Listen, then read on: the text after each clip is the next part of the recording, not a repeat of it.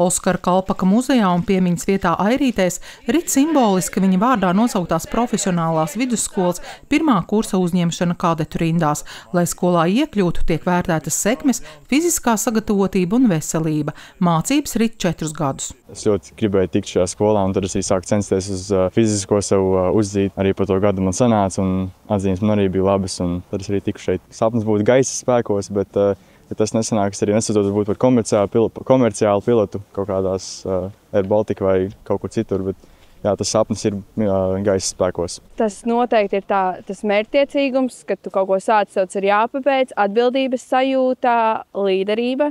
Jau pēc šiem mēnešiem jau jūties kā līderis, un es uzņemos jau atbildību par savu kursu.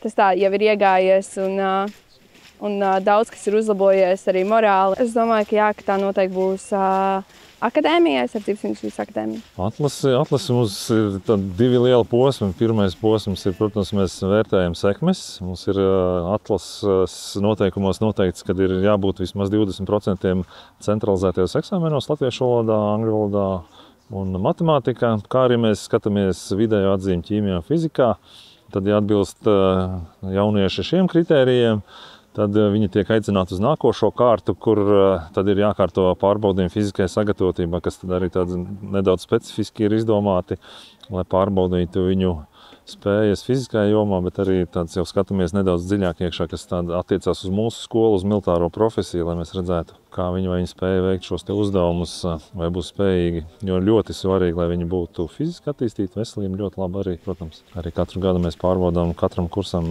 šo te veselību bērnu kliniskajā universitātes slimnīcā sporta medicīnas centrā. Šī pagaidām ir vienīgā militārā virziena profesionālā vidusskola, kurā mācās 117 skolēnu. Viņi mācās 4 gadus.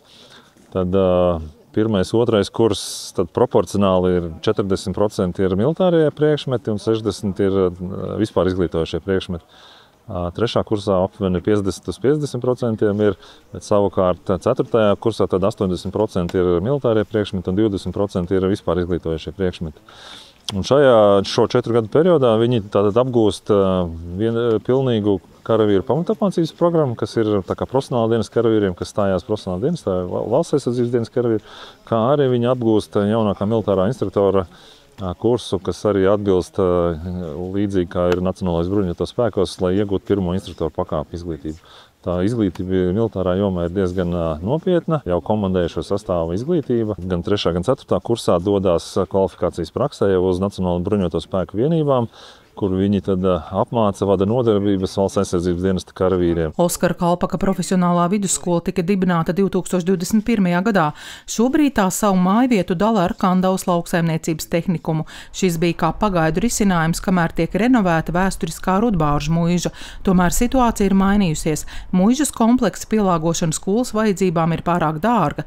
Tie būtu vairāk nekā 20 miljoni eiro. Savukārt pieprasījums pēc mācībām profesionālajā vidusskolā pārsniedz iespējas. Bērnu uzņemšanā bija 4 cilvēki uz vienu vietu. Šobrīd tieši mūsu attīstību ierobežo infrastruktūra. Galvenokārt tas ir ēdnīcas un sporta zāles. Mums jādala ar kaimiņiem, bet perspektīvā ir paredzēts, ka mēs varētu uzņemt nevis 25 katru gadu, bet 50 jauniešus. Aizsardzības ministrijā atzīst, šādas skolas ir nepieciešams. Šobrīd Kurzemē tiek meklēta cita vieta, kas būtu ar lielāku kapacitāti un kur varētu pārvietot vidusskolu.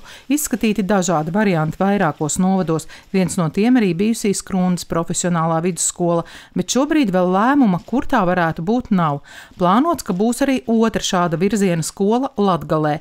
Arī par tās atrašanās vietu vēl nav izlemts. Tās ir divas, ja tā var teikt, neatkarīgas skolas, bet vienlaikus ļoti cieši saistīts ar noteikti arī savstarpēju pieredzes apmaiņu, kas noteikti arī stiprinās tikai abu skolu, teiksim tā, kvalitāti, spējas un vienlaikus arī noteikti stiprinās skolas klātbūtni visā Latvijā. Tur ir vairāk kritēriju, kas būtu jāizpilda, un kamēr, teiksim, šo kritēriju nodrošināšana nenotiek, mēs turpināsim savu darbību Kandavā, kurā ir jau infrastruktūra, kurā ir jau iestrādnes, kurā ir instruktori, kas uzskata, ka šī vieta ir laba, kurā ir tehnikums un kur infrastruktūra arī ir izmantojama. Tā kā šeit ir daudz kritēriju, kas izpildās jau esot Kandavā. Tā kā mēs neizslēdzam, ka Kandava arī var būt ar zinām pagarinājumu pat ilgtermiņā, bet tajā pašā laikā mēs vienlaikus apzinām arī citas vietas, vai tāds būtu iespējams izpildot šos te kritērijus. Kritēriji, kā es jau minēju, tā ir atbildīga investīcija, tā ir pieejamība gan mācību spēkiem, gan arī kadetiem. Tā ir savietojamība ar, teiksim tā, kopumā arī ar citiem novadiem. Tā ir klātbūtne gan no mācību spēkiem potenciāliem, teiksim, šeit ir gan universitāšu filiāles, gan arī zemesardzes, teiksim, vienības. Tad to šeit ir vairāk faktori, kas ir šajos kritērijos iekšā. Protams, kad ir jauniešiem no vienas puses ir nepieciešama ar zinām, teiksim tā, sociālā dzīve arī ikdienā. Un ar šī savietojamība, kas, teiksim, tā ir nodrošināts arī, piemēram, šajā gadījumā Kandavā pietiekoši veiksmīgi. Vienlaikus, protams, ka ir svarīgi, lai arī būtu visi iespējas realizēt savus mācību aktivitātes, kur savukārt nepieciešams arī, zinām, veidā šīs lauka mācības, lauka, teiksim, tā apgūst praktiskās iemaņas, kas ir, teiksim, varbūt negluži saistīts tiešā veidā ar pilsētu vidi. Tā kā jā, visi šie kritēriji ir jāņem vērā, mēs negribam šobrīd pārsteigties, un līdz ar to šis ļoti pamatīgi tiek izvērtēts. Mēs skaidri paudām arī savu viedokli un savu pārliecību un apstiprinājām to, ka mēs esam ļoti interesēti, lai skola tiks pārvietot arī uz mūsu novadu. Un tam par atbilstošām mēs redzam arī citas telpas. Viens ir šī pat Rudbāžu skola vēl joprojām, kur mēs redzam, ka viņi ir atbilstoši. Bet tieši tāpat jau ir bijusi saruna ar bijušās Skrundas ārodskolas īpašniekiem, jo tā ir privāta īpašums. Arī viņi ir ieinteresēti, ka tā varētu būt viena no vietām, kur varētu šī kalpoku skola tikt pārvirzīta. To mēs arī ministram skaidrojam un vērsām uzmanību.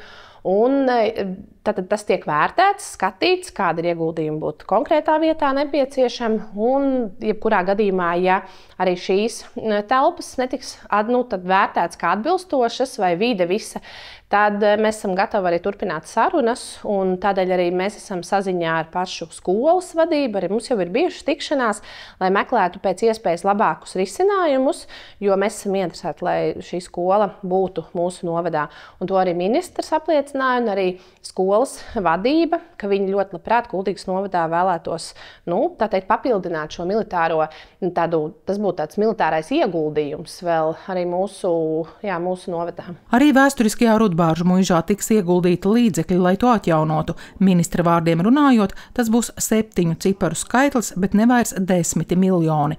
Te plānota uzturēšanās vieta, piemēram, Jaunsardzes centram, un tā būs pieejama sabiedrībai.